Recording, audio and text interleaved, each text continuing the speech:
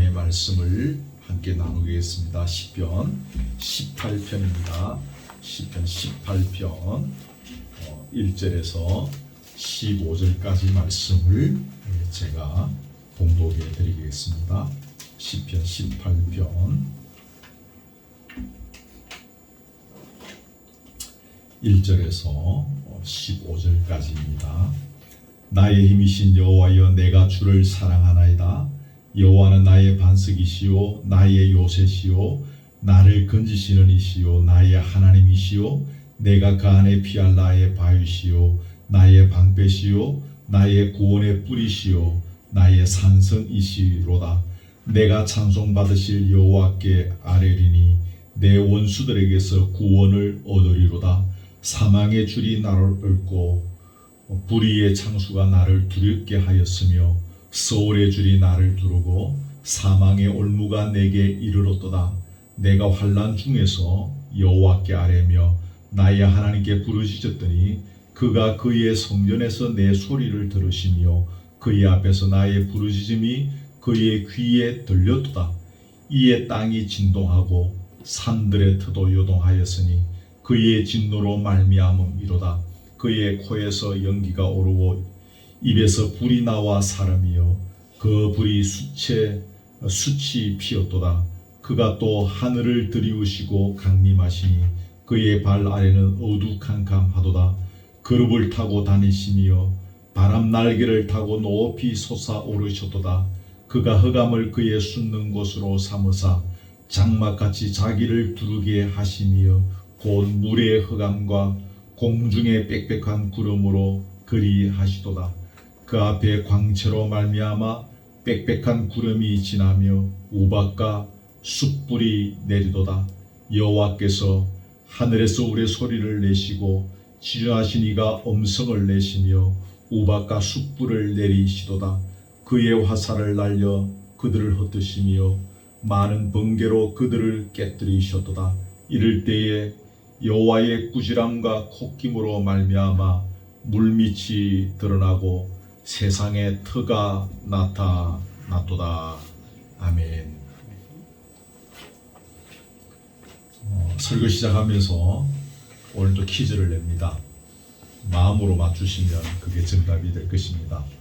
그 사울 임금이 다윗을 향하여 굉장한 시기와 질투에 사로잡혀서 살았는데, 여러분 그 원인이 무엇이었습니까?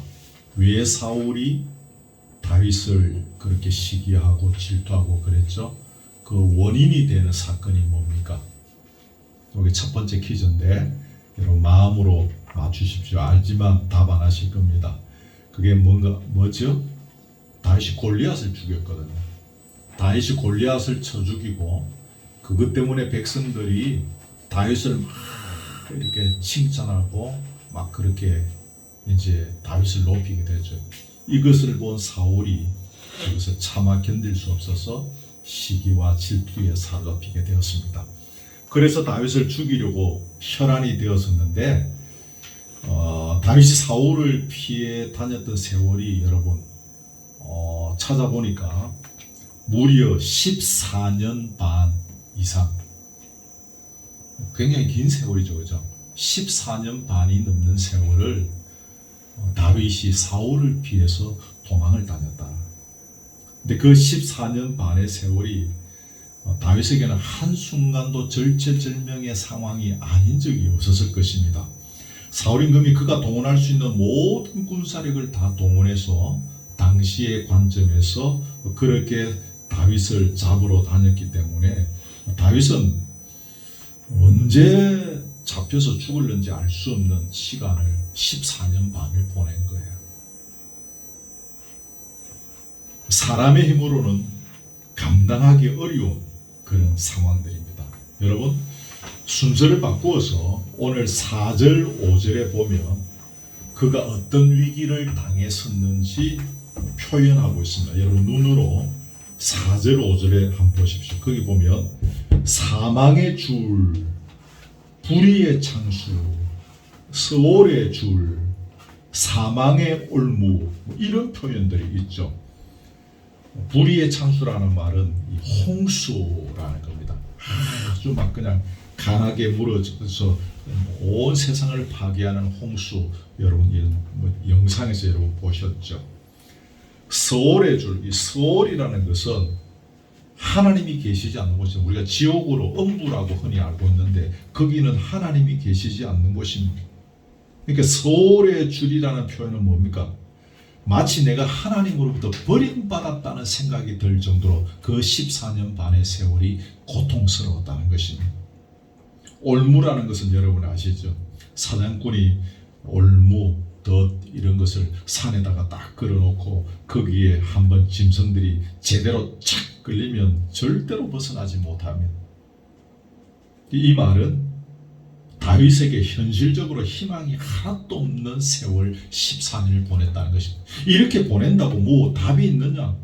현실적으로 볼 때는 답이 하나도 없는, 그냥 막 오늘 밤에 잡혀 죽을지도 모르는데 어쨌든 죽기는 싫고 그냥 피해 다니는, 도망 다니는 그런 세월이었다는 것입니다. 이 네 가지 표현들을 우리가 좀 새겨서 기억하면 참 좋겠습니다. 본문을 보면서 때로 우리의 인생이 이럴 때도 있다는 생각을 갖게 되어집니다.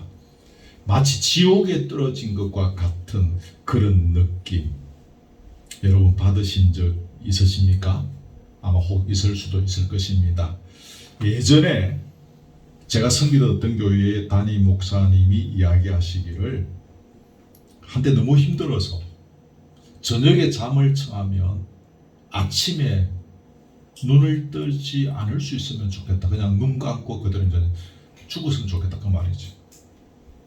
그런 시간들이 자신에게 있었다라고 고백하는 것을 제가 들었습니다.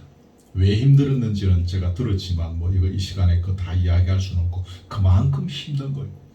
우리에게 그런 세월들이 때로 살아가다 보면 있는데 동일하게 똑같이 표현할 수는 없지만 다윗이 14년 반 동안 당했던 그런 고통들, 내일 아침에 눈 뜨지 말았으면 좋겠다, 그런 생각이 충분히 들었을 수 있을 만한 그 시간들이었다라는 것입니다. 자, 그러면 넘어갔어요. 그런 상황에서 다윗이 어떻게 했는가? 여러분 거기 6절에 보시면 내가 환난 중에서 여호와께 아뢰며 나의 하나님께 부르짖었더니 그랬습니다. 하나님께 아뢰고 부르짖었다는 것입니다. 그런데 그 부르짖음을 그 다음 줄에 보세요. 그가 그의 성전에서 내 소리를 들으시며, 여기 그는 누굽니까? 하나님이죠. 하나님께서 다윗의 부르짖음을 들으셨다는 것입니다. 들으셨다는 말은 뭐가 포함되어집니까? 응답해 주겠다는 거죠. 하나님이 들으셨다는 것은 하나님께서 응답해 주시겠다는 말입니다. 그러면 하나님께서 어떻게 응답해 주셨는가라는 거죠. 어떻게 응답해 주셨는가? 한마디로 말하면 다윗이 그렇게 부르짖을 때에 하나님께서는 사람이 상상할 수 없던 방법으로 그렇게 그 부르짖음에 대해서 답을 주셨다는 것입니다. 거기 잠깐 한번 볼까요? 거기 7절에 내려가서 보시면 땅이 진동하고 산들의 터도 요동하였다라는 것입니다. 산이 진동하고 요동하는 것입니다. 그 흔들림이 아주 격렬하다는 거죠. 음부에 갇힌 시인을 구원하시기 위해서 하나님께서 직접 강림하셨는데 지진과 폭풍, 그래서 이 우주가 땅과 산이 흔들릴 정도로 이 은유적인 표현입니다. 하나님께서 그렇게 강력하게 내려오셨다는 것입니다. 그래서 하나님께서 움직이시는데 산이 진동하는 게, 여러분 지진을 뭐 제대로 우리가 경험해 보지는 않았지 않습니까?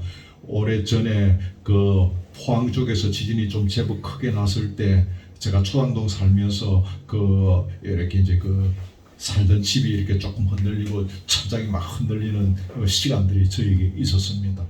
뭐 그거는 아무것도 아니겠죠, 그죠?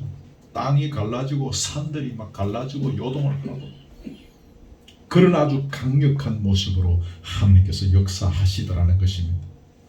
8절에 보면 하나님께서 나타나시는 모습이 거기에 연기, 불, 숯불 뭐 이렇게 표현되고 있습니다. 여러분 처음에 우리가 불 나면 뭐부터 봅니까? 연기가 막 나죠. 이 연기가 오르다가 나중에 보면 그 불꽃이 올라오고 불이 확 타 들어가면 나중에 뭐가 납니까? 거기서 또 막 숯불이 만들어지고 그러죠. 점점 더 강력해져가는 모습들을 이렇게 이 글을 통해서 상상할 수가 있습니다. 시내산에서 하나님께서 나타나실 때 모습을 근거로 해서 여기 연기, 불 이제 이런 표현들을 하고 있는 것을 보게 되어지는데 히브리인들이 즐겨 사용하던 그런 상징법 중에 하나입니다. 하나님께서 다윗의 기도를 들으시고 그 강림하셨는데 그 위엄 사며 얼마나 무서운지 맹렬히 타오르는 하나님의 그 진노의 표현, 이것이 연기, 불, 숯불 이런 것을 통해서 우리가 짐작할 수 있는 것입니다. 9절에 하늘을 들이우시고 라고 되어 있는데 이것은 표준 세번역에 보니까 하늘을 가르고 내려오셨다. 여러분 우리 옛날 예배당에 보면 앞에 강대상 앞에 이렇게 이게 뭐가 드리워져 있죠, 그죠? 그게 이렇게 연극할 때 보면 어떻게 합니까? 이게 천막 쫙 이렇게 주단을 펼치지 않습니까? 그것처럼 이렇게 하늘을 가르고 하나님께서 내려오셨다. 장막 같은 하늘을 가르시고 내려오시는 하나님의 모습, 그 굉장히 웅장한 그런 대단한 그런 것들을 지금 표현하고 있습니다. 10절에 넘어가면 10절에 여러분 어떤 표현이 있죠? 여러분 10절 눈으로 한번 보십시오. 그룹을 타고 다니신다. 바람 날개를 타고 높이 솟아오르셨다. 그룹. 이 말은 그룹은 여러분 성경에 보면 날개 달린 짐승입니다. 사자, 황수, 독수리의 형상을 띠고 날개를 단 천상에 있는 주님의 보좌를 지키는 그런 존재가 여러분 성경에 등장하는 그룹들입니다. 언약궤 위에 뭐가 있었습니까? 황금으로 된 두 개의 그룹이 있었죠. 주님의 보좌인 언약궤를 지키는 그룹이라는 그런 뜻입니다. 이 그룹을 타고 다녔다. 바람 날개를 타고 움직이셨다. 이 말은 그만큼 하나님께서 신속하게 강림하셨다는 것입니다. 이런 다윗의 이런 부르짖음을 들으시고 하나님께서 이렇게 뜸을 들이시거나 나중에 보자라고 하신 것이 아니라 정말 신속하게, 여러분 이 동영상 같은 것을 보시면 아주 그 힘이 참 세가 공중에서 먹이를 낚아채기 위해서 아주 신속하게 이렇게 땅으로 혹은 그 물속에 있는 먹이를 낚아채기 위해서 거의 수직으로 이렇게 낙하하는 모습들을 여러분 보셨을 것인데 마치 그것처럼 그렇게 하나님께서 신속하게 다윗을 돕기 위해서 내려오셨다라는 것입니다. 11절에 보시면 흑암을 그의 숨는 곳으로, 어두움이 그를 지금 가리고 있습니다. 빽빽한 구름 이런 표현들이 있는데 여러분이 11절의 말씀, 하나님께서 그렇게 강림하시는데 악인들의 눈에는 보이지 않는 것입니다. 하나님께서는 나타나셨지만 또한 보이지 않는 것입니다. 하나님의 계시는 있지만 자신은 감추어져 있는 것입니다. 하나님께서 악인들을 심판하시기 위해 오실 때 하나님의 영광스러운 모습은 전혀 볼 수 없습니다. 대신에 깜깜하고 그런 흑암의 심판이 징조로 나타납니다. 사람들은 잘 모르고 악인들은 모릅니다. 세상이 왜 이렇지?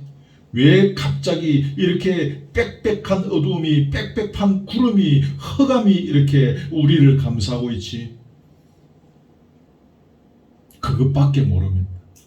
그러나 그 안에 무엇이 있습니까? 숨어 계시는, 보이지 아니하시는 하나님이 그 속에 계시는 것입니다. 이것을 볼 수 있어야 하는 것입니다.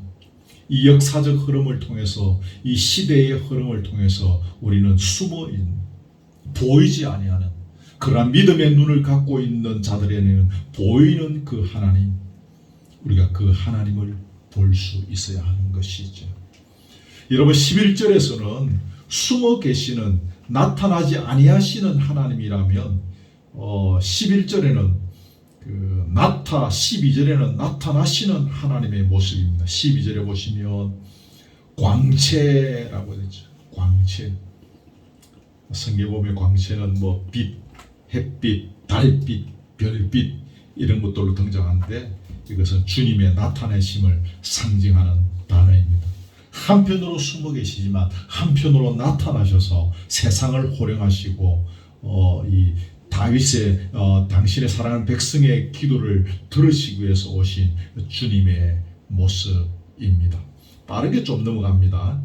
간단하게 설명해야 되니까 13절, 14절, 15절 여러분 눈으로 쫙 보시고요. 천둥과 번개를 내리치면서 나타나시는 하나님의 모습. 여러분 거기 특별히 여러분 15절에 보시면 물밑이 드러난다 그랬죠. 천둥과 번개로 내리치면서 나타나시는 하나님, 그래서 바다의 밑바닥까지 드러나게 된다는 것입니다. 하나님의 그런 강력한 모습입니다. 우레소리 뭐 이런 것,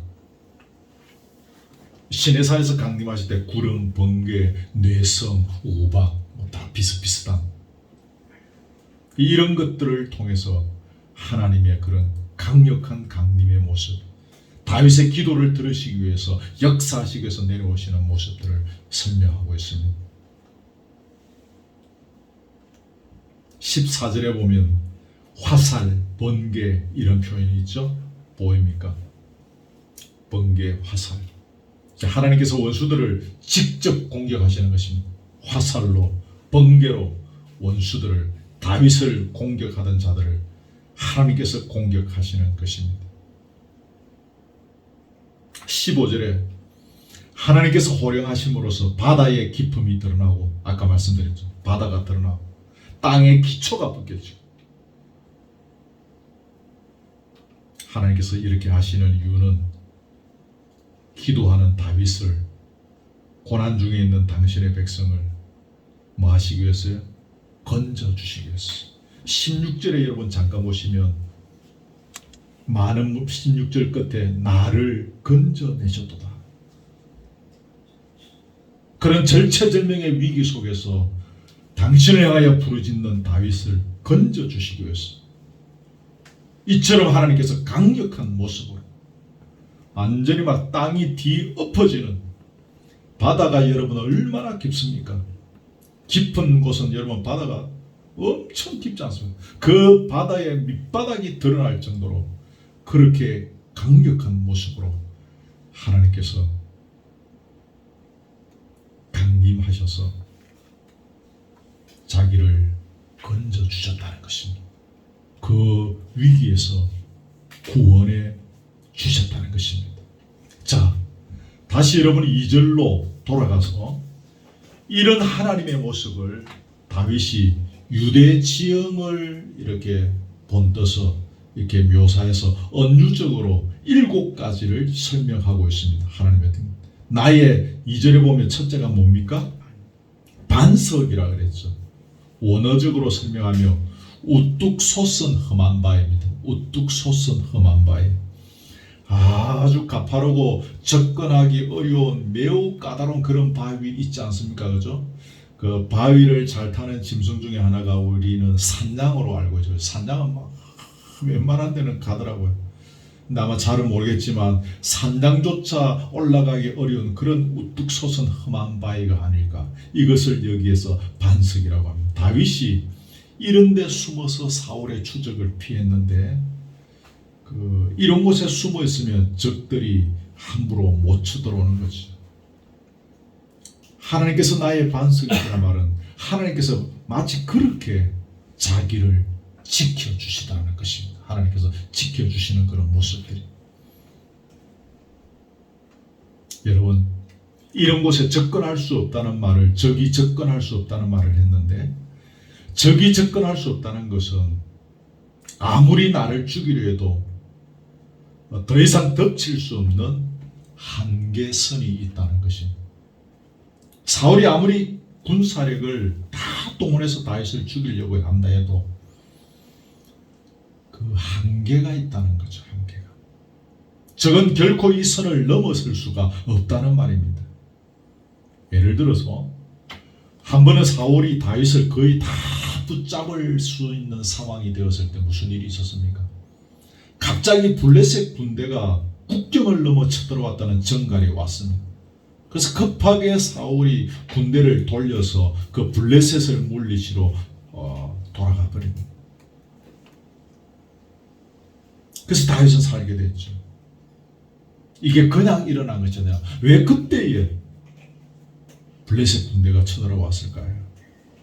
다윗을 붙잡지 못하게 하시는 하나님의 간섭하시는 것입니다. 우리가 성경을 통해서 이런 것들을 보게 되어지는 것이죠. 저와 여러분들이 그동안 이런 경험이 참 많이 있었을 것입니다. 저도 돌아보면 크고 작은 이런 경험들, 하나님께서 그때 간섭해 주시지 아니하셨으면 참 내 인생이 어떻게 되었을까 라고 등줄기에 식은땀이 흐르는 그런 순간들이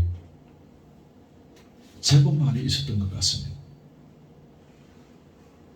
마치 이 사건처럼 하나님께서 그렇게 역사해 주셔서 제 인생의 위기를 넘기면서 여기까지 걸어왔다는 고백을 저는 할 수밖에 없습니다. 여러분, 이런 신앙의 체험을 제대로 하게 되어지면 웬만한 일을 만나서는 쉽게 요동하지 않는 것입니다. 시련이 오고 고난이 오고 핍박이 오고 또 시험을 당할 때도 있습니다. 어떤 순간에는 순교의 순간이 올 수도 있을 것입니다. 그러니까 요동치 않는 것입니다. 그리스도인은 누구든지 이런 신앙의 자리에까지 가야 합니다. 유아적 신앙의 단계에 머물러서는 안 됩니다. 지난주에 저와 아주 오래전부터 제가 꽤 되었습니다. 20년이 넘도록 이렇게 전에 다니던 교회에 성도님이신데 계속 교제하고 또 가끔 한 번씩 만나기도 하고 이제 그런 분인데, 이제 그분의 그때 그 시절에 제가 그 교회에서 만났을 때 그분의 남편은 교회를 다니지 않았습니다. 그래서 기도 제목을 다 꺼내라. 그래서 같이 교사들끼리 기도하게 되어지면 그분은 늘 남편이 교회 오는 것, 그것이 기도의 1번이었습니다. 그러다가 제가 이제 그 교회를 떠나고 난 뒤에 그분의 남편이 교회를 다니시기 시작했다는 소식을 들었습니다. 그리고 김해에 제가 섬길 때 거기 주일 예배에 그까지 찾아와서 예배를 드리고 가기도 하고 그렇게 남편이 그렇게 했었습니다. 지금도 남편이 교회를 다닙니다. 제가 지난주에 통화해 보니까 두 분이 지금 관계가 영 서먹서먹한 거예요. 그러면서 이제 이 부인 집사님이 남편에게 확 쏘아 붙였던 이야기가 있었습니다. 그게 뭔가 하면, 언제까지 당신이 그렇게 지금 교회 다닌 지가 몇 년인데 그런 유아기적 신앙을 가지고 아직도 그렇게 있느냐. 그래서 그 남편 때문에 교회를 여러 번 옮겼어요. 그 남편이 이게 정말 진짜 이 교회 어떠고 그래서 남편의 신앙 때문에 이 부인이 또 교회를 또 옮겼어요. 제가 알기에 교회를 몇 번 옮겼어요. 지금 다니는 교회에서도 그 구역을 여러 번 옮겼어요. 이 구역, 이거 정말 이 구역, 이건 마음에 안 든다. 바꾸자. 그래서 또 구역을 그 바꾸는 게 쉽지 않지 않습니까? 그죠? 교육자한테도 이야기해서 또 바꿔요. 또 바꾸고. 그러다가 이제 어느 시점이 되고 지금 이제 이 부인 집사님 너무 지쳐버린 것입니다. 언제까지 그런 유아기적 신앙 가지고 그렇게 신앙생활? 당신 자력으로 하나님을 좀 만나보라. 그런 소리를 막 너무 화가 나서 강하게 하고 그리고 집 나왔다 그러더라고요. 근데 기도하겠습니다 그랬는데, 예를 들어서 그렇습니다. 우리가 교회를 10년, 20년, 30년 다닌 것이 중요한 것이 아니라 성경이 원하는 성숙한 신앙의 자리에 이르는 것이 참으로 중요할 것입니다. 내가 목사이고 내가 장로인 것이 중요한 것이 아닙니다. 성경이 말하는 성숙한 신앙의 자리에 오르는 것. 오늘 본문의 흐름대로 한다면 이런 신앙의 자리에 이르는 것, 이것이 성경이 우리에게 요구하는 것입니다. 또 하나 있다면 제가 그동안 누누이 이야기했지만 예수 그리스도의 성품을 닮아가는 것, 그것이 우리가 추구해야 될 성숙의 모습인 것이지. 이런 성숙의 자리를 향해서 우리는 나아가야 하는 것입니다. 시간을 절약하기 위해서 넘어갑니다. 요새라는 말이 나옵니다. 이게 이제 원어는 찾아보니까 높은 언덕, 산 꼭대기 뭐 그런 표현입니다. 험한 암벽으로 둘러싸여 있는 땅을 이제 성경에서는 요새다 이제 그렇게 표현을 하는데 이제 그 당시에는 그런 자연적인 이런 요새들도 있고 또 사람들이 인공적으로 암벽 동굴을 파서 거기에 이제 피신을 하기도 했다고 합니다. 다윗이 아마 이런 곳에 피신해서 살았던 것으로 이제 추측이 되어지는데, 이제 이런 동굴은 여름에 뜨거운 태양을 이렇게 좀 피하게 해주는 이제 그런 이제 효과들도 있었다고 합니다. 그런데 여러분, 제가 전에 한번 사진을 이렇게 쭉 본 적이 있습니다. 유럽 쪽에 가면 이런 요새 산 꼭대기에 아주 뾰족한 그런 바위 위에 이렇게 성체가 남아 있는 그런 사진들 여러분 보셨죠? 근데 여러분, 역사상 점령되지 아니한 요새는 없었다고 합니다. 제가 본 어떤 요새는 이름은 지금 기억하지 못하는데 거의 이렇게 정말 거의 90도에 가까운 깎아지는 절벽 위에 그 바위 위에 이런 요새가 있었습니다. 그리고 거기에 올라갈 수 있는 길을 발견하지 못해서 오랫도록 사람들이 거기를 올라가지 못했다는. 그러니까 어떻게 입구를 발견하면 겨우 사람 하나 겨우 올라갈 만한 그런 좁은 그 속 계단이 위에까지 그 안에 바위 안에 파져 있다는 거죠. 거기를 점령하기는 정말 어렵지 않겠습니까? 그런데 결국은 그런 요새도 결국은 나중에 다 점령당했다는 거죠. 입구를 발견하게 되어지고 적들이 거기 쳐들어 올라가고, 아무리 유명한 요새도 결국 다 함락되더라는 것입니다. 그런데 창세일에 함락되지 아니한 요새가 있습니다. 그건 어디죠? 여호와 하나님이십니다. 다니엘이 사자굴에 들어갔을 때 그 사자의 입을, 사자의 발톱을 붙잡으신 분이 하나님이지 않습니까? 동물 나오는 여러분 유튜브에 가끔 보시죠? 그 사자가 얼마나 힘이 셉니까? 우리가 하마가 굉장히 강력한 동물로 우리가 알고 있습니다. 악어가 하마를 피해 다니지 않아요. 하마가 너무 강하기 때문에. 제가 며칠 전에 보니까 그 악어를 사자가 뛰어 올라와서 결국 악어를 쓰러뜨리고 악어를 안에 하마를 잡아먹더라고요. 사자가 굉장히 강력합니다. 근데 그 사자의 입과 발톱을 제어하시는 분이 우리 여호와 하나님이십니다. 다니엘의 세 친구가 7배나 뜨거운 풀무불에 던져졌지만 그 불을 제어하시는 분이 여호와 하나님이신 거예요. 넘어가면 이게 나를 건지시는 이라는 표현이 있는데, 이게 참 재미있는 표현인데, 단순하게 겉으로는 건진다 그거죠. 구원한다라는 표현인데, 이 단어가 우리가 원어를 공부하면 재미있는 것 중에 하나인데, 이게 공의로운 판단과 연관된 단어라는 것입니다. 건지시는데 특별히 하나님은 어떤 자를 건지신다? 사회적 불의를 당하는 자, 주님의 올바른 판단으로 그들을 건진다는 것입니다.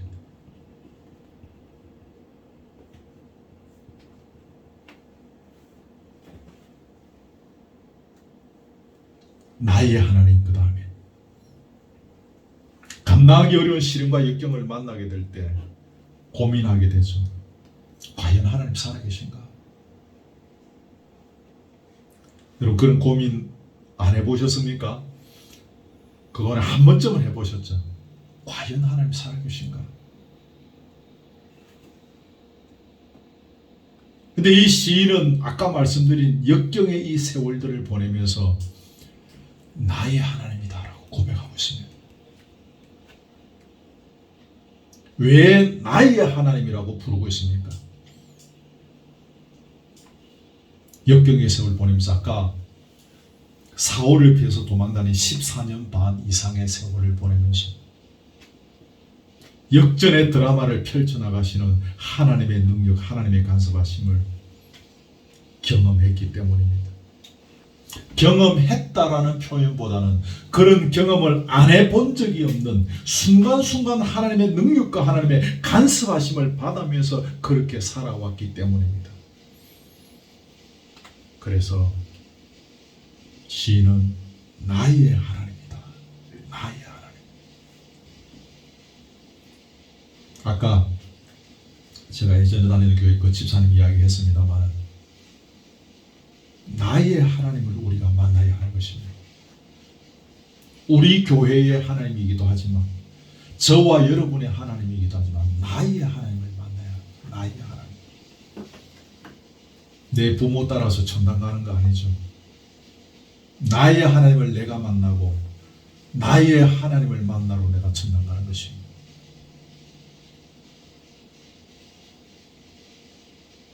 오늘 이 본문을 살피는 의미에서 저와 여러분의 인생을 한번 돌아볼 수 있기를 바랍니다. 하나님의 간섭하심, 하나님의 능력의 역사하심이 미치지 않은 적이 있었는가? 없던 것입니다. 순간순간 하나님의 간섭하심과 하나님의 능력이 저와 여러분의 인생 속에 역사하시면서 우리 인생이 여기까지 온 겁니다. 짧게 볼까요? 아직 우리 교회가 태동하고 아직 2년이 채 안 됐는데 요 1년 10개월여 정도 오는 이 세월 속에서 이 교회가 준비되어지고 또 여기까지 걸어오는 과정 속에 여러분 하나님의 간섭하심, 하나님의 능력이 함께 하시지 않은 적이 없습니다. 여러분도 잘 아시지 않습니까? 저는 이 교회를 담임하고 있기 때문에 너무나도 구구절절히 하나님의 역사하심을 경험하면서 여기까지 왔습니다. 그 다음에 좀 봅시다. 그 안에 피할 나의 바위라는 말이 있습니다. 바위. 여기 시편에서 바위라는 말이 가끔 나오는데요. 특별히 여기 바위라는 단어에서 주목할 것은 견고하고 변함이 없는 곳, 변하지 않는다는 것입니다.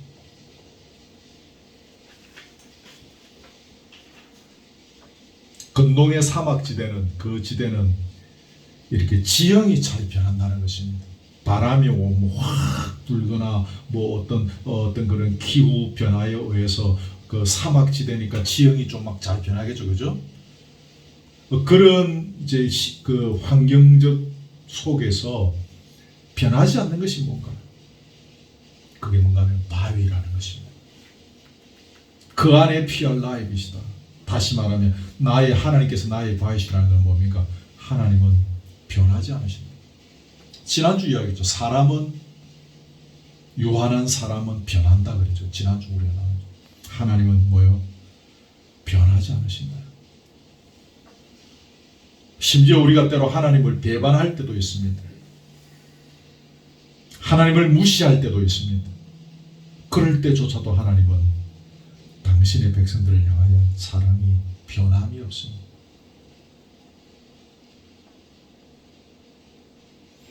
자식들이 아무리 부모에게 후레짓을 해도 정상적인 부모는 자식을 사랑합니다. 심지어 자식이 부모를 때린다 치더라도 그 자식을 용서해달라고 경찰서에 찾아가는 사람이 부모입니다. 내가 대신 들어가겠다. 비유가 적당할는지는 모르겠지만 하나님은 우리를 향한 사랑이 불변하십니다. 나의 방패라는 것은 막아주는 거죠, 그죠? 막아주는 도구입니다. 방패가 처음 나오는 데가 아브라함한테 그래서 하나님께서 아브라함에게 두려워하지 말라. 그러면서 그 다음에 한 말이 뭔가 하면 나는 네 방패다. 두려워하지 마라. 아브라함이 앞으로 걸어나갈 일들이 앞으로 그에게 주어진 인생이 정말 막막하지 않습니까? 하나님께서 그 마음을 아시고 두려워하지 마라. 그러면서 하신 말씀이 내가 네 방패다. 어디로 가든지 어디 가서 살든지 무슨 일을 만나든지 너를 공격하는 것들을 내가 막아주겠다는 것입니다. 신명기에도 보면 하나님께서 이스라엘 민족의 방패라고 했습니다. 하나님께서는 우리가 전혀 상상치 못했던 방법으로 우리의 방패가 되십니다. 내가 방어하는 것은 한계가 있습니다. 인간의 방어는 한계가 있습니다. 하나님께서 막아주셔야 되는 것입니다. 아멘. 하나님께서 내 방패가 되주셔야 되는 것입니다. 내려갑니다. 구원의 뿔이라 그랬습니다. 뿔은 뭡니까? 이걸 막 박는 겁니다. 그 들판에 소들이 사자에게 잡혀 먹히지만요, 여러분 우리 시골에 사는 시골에서 키우는 소들에게 보면 뿔이 있습니다. 암소에게도 작은 뿔이 있고 수소에게는 뿔이 좀 크게 나죠. 여러분 거기에 한번 받치면요, 정면으로 바로 받치는 사람은 죽습니다. 그만큼 힘이 있습니다. 뿔은 힘과 능력을 상징하는 것입니다. 이 뿔이 황소의 야생 황소의 뿔에서 가져온 단어라고 해요. 야생 황소의 뿔에 받치면요,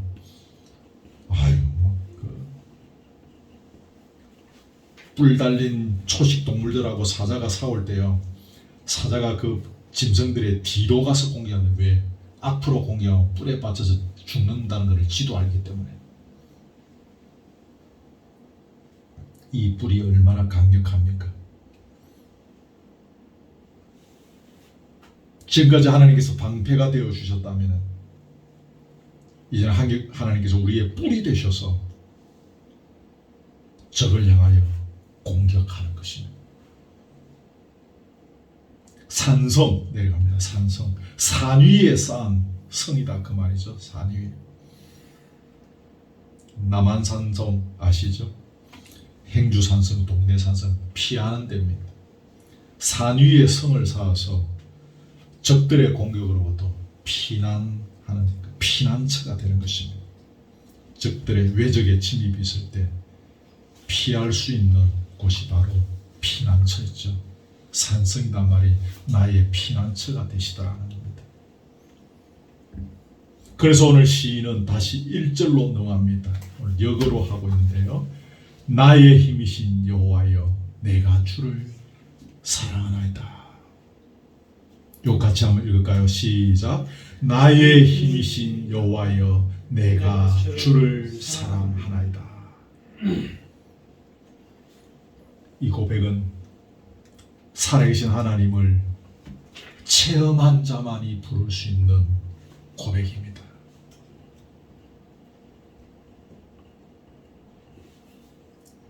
여러분 이 체험, 살아계신 하나님을 다윗이 지금 설명한 이런 부분들을 통해서 체험했다라고 이야기했는데, 이것을 다른 한마디로 표현하면 저는 하나님의 사랑이다라고 말할 수 있을 것 같습니다.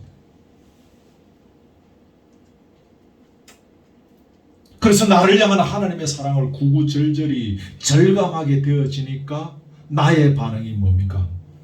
나도 하나님을 사랑하게 되는 것입니다. 그래서 1절에 다시 보시면 나의 힘이신 여호와여, 그 다음에 뭐죠? 내가 주를 사랑합니다 라는 것입니다. 내가 주를 사랑하나이다. 조금 다른 이야기지만 신약에 와서 예수님께서 오셔서 우리를 위하여 살찌고 피를 흘리시면서 우리를 구원해 주셨습니다. 주님의 사랑이죠.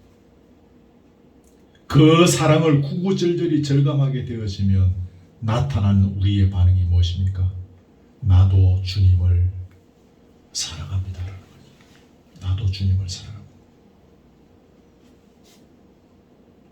하나님이 세상을 이처럼 사랑하사 독생자를 주셨으니 그 독생자를 주신 사랑을 내가 체험하게 되어지니 나도 주님을 사랑하게 되는 것입니다. 자, 설교 마칩니다. 마지막 퀴즈. 하나님을 사랑하는 것이 뭡니까? 하나님을 사랑하는, 어떻게 사랑합니까? 하나님 어떻게 사랑하죠? 오늘 본문에서 답을 찾아보면 여러분 요거 보고 마치겠습니다. 21절 보세요. 21절, 22절, 23절, 24절을 눈으로 쭉 보시면, 자, 거기 21절에 보면, 자, 보세요. 내가 여호와의 도를 지켰다 라고 했습니다. 또 하나님을 떠나지 아니했다라고 했습니다. 22절에 보시면 규례와 율례를 버리지 아니했다라고 했습니다.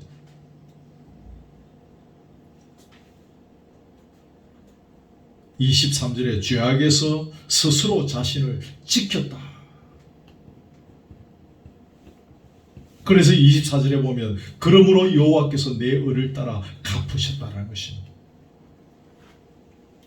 여러분 24절 하반절 참 중요합니다. 거기 볼까요? 그의 목전에서 내 손이 깨끗한 만큼 내게 갚으셨다.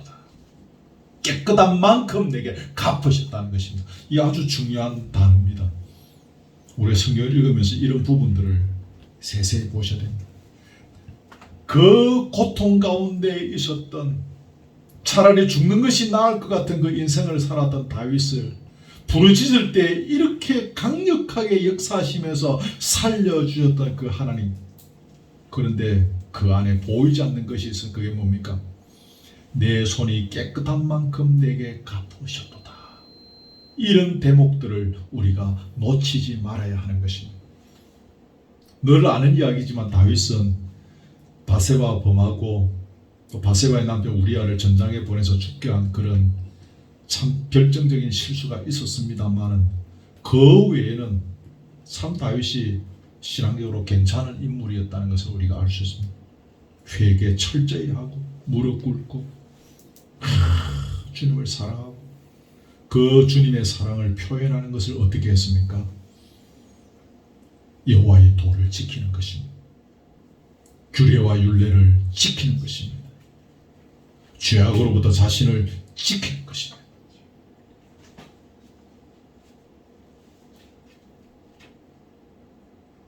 이것이 다윗이 기도의 응답을 받았던 또 다른 원천이었음을 우리는 놓치지 말아야 합니다. 참 중요하죠. 여러분 어려운 표현이지만 신약에서는 칭의 아시죠? 어렵다함을 얻게 되어지는 것. 칭의라는 신학적인 단어가 있으면 또 하나 단어가 뭡니까? 성화라는 거죠. 계속해서 예수님 거룩하게 되어가는 거, 예수님 닮아가는 것. 우리 한국의 그리스도인들의 상당수는 칭의, 내가 예수 믿고 어렵게 되었다 이거죠. 이걸로 끝나는 그리스도인들이 많습니다. 한국교회 거리가 이렇게 추락한 중요한 이유 중에 하나는 칭의로 만족하기 때문입니다. 예수 믿는다, 구원받았다 이거예요. 그러나 여러분, 칭의와 성화는 결코 분리될 수가 없습니다. 구약에서 보지 않습니까? 다윗이 하나님을 믿었습니다. 하나님을 사랑합니다. 고백했습니다. 그 사랑의 표현을 다윗은 여호와의 도를 지키고 규례와 율례를 버리지 아니하고 죄악에서 자신을 지키는 것으로 자신의 성화의 삶을 걸어갔던 것입니다. 칭의와 성화는 분리될 수 없는 것입니다. 좀 어려운 말인데요.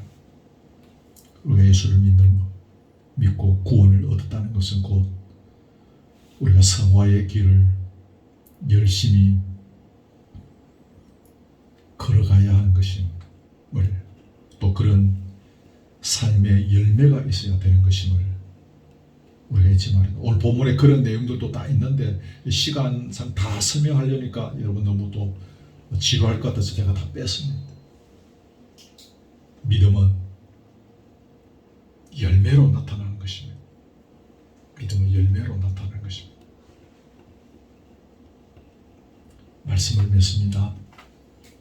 고난 가운데 있었던, 죽는 것이 차라리 낫다 싶을 정도의, 하나님께서 나를 버리셨구나 라는 생각이 들 정도의 고통스러운 14년 반의 세월들, 그 세월들 속에서 그는 부르짖었고 하나님이 저는 강력한 손길로 그를 구원해 주셨습니다. 오늘 저와 여러분의 상황은 또 다른 상황들이겠지만 평생을 살아가면서 이 하나님 기억하고 나의 하나님으로 고백할 수 있기를 축복합니다. 여러분, 나의 하나님을 만날 수 있기를 바랍니다. 우리 목사의 하나님, 우리 교회의 하나님이 아닌 내 하나님을 만나야 하는 것입니다. 이게 되어지지 아니하면 아무것도 나아갈 수 없는 것입니다. 내 하나님을 만날 때 많은 문제가 풀어지게 될 것입니다. 아멘. 자, 찬송을 하려고 하는데 우리 찬양집에는 아무리 찾아도 적당한 것이 찾으니까 잘 안 돼서, 나의 힘이 되신 여호와여, 그 여러분 아시죠? 그게 그 악보를 제가 복사를 안 했는데 여러분 가사 아시니까 제가 불러드릴 테니까 그냥 같이 하시면, 나의 힘이신 여호와여, 나의 힘이 되신 여호와여, 내가 주님을 사랑합니다. 주는 나의 반석이시면 나의 요새시라. 여러분 아시죠? 같이 합시다. 반주 없지만은 힘차게 찬송하겠습니다. 나의 힘이 되신 여호와여, 내가 주님을 사랑합니다. 주는 나의 반석이시며 나의 요새시라. 주는 나를 건지시는 나의 주, 나의 하나님, 나의 피할 바위시오, 나의 방패시라. 나의 하나님, 나의 하나님, 구원의 뿌리시오, 나의 산성이라. 나의 하나님, 나의 하나님, 그는 나의 여호와, 나의 구세주. 제가 기도합니다. 하나님, 오늘 5월 셋째 주일 시편 18편의 말씀으로 우리에게 도전 주심을 감사합니다. 14년 반이 넘는 세월 동안 다윗이 그 사울의 추격을 피해 다니면서 여호와 하나님께 부르짖었고 기도했더니 하나님께서 이처럼 강력하게 역사하심으로 그를 구원해 주신 것을 그가 고백하고, 주는 나의 힘이시오, 그래서 내가 주님을 사랑합니다라고 고백하는 시를 함께 나누었습니다. 그때의 상황과 지금 우리에게 주어진 상황들은 서로 다를 수 있사오나 우리의 걸음걸음 속에서 세미하게 역사하신, 나의 힘으로 어떻게 할 수 없는, 인간의 힘으로는 한계가 있는 우리의 걸음걸음들 속에서 주께서 도우시고 간섭하시고 역사하신 손길들을 내밀하게 볼 수 있기를 원합니다. 우리의 눈을 열어주옵소서. 우리의 닫힌 귀를 뚫어 주셔서 주의 강림하심을 보게 하시고 주의 역사하심을 깨닫게 하시며 주의 음성을 또한 듣게 해 주옵소서. 오늘도 나름대로 주어진 어려움의 인생들, 고난의 인생들, 역경의 인생들을 걸어가는 우리 교우들을 기억하시고 오늘의 말씀으로 위로해 주시기를 바라오며 도전의 음성으로 함께하여 주시고 끝까지 나의 힘이 되신 여호와 붙잡고 여호와를 사랑하는 그 진실한 고백으로 우리의 삶을 통해서 주의 율례와 규례와 법도를 떠나지 아니하며 그 법도를 따라 사는 거룩한 걸음 되게 하여 주옵소서. 각자의 삶의 현장에 오늘의 메시지를 잘 적용할 수 있도록 우리에게 믿음의 눈을 주시고 지혜를 더하여 주시기를 간절히 원합니다. 귀한 예물을 주님 앞에 드립니다. 이 예물 주님 받으시고 하나님의 장부에 기록해 주옵시며 주의 나라와 교회의 영광을 위하여 이 예물이 잘 사용되어질 수 있도록 우리 모두에게 은혜를 더하여 주옵소서.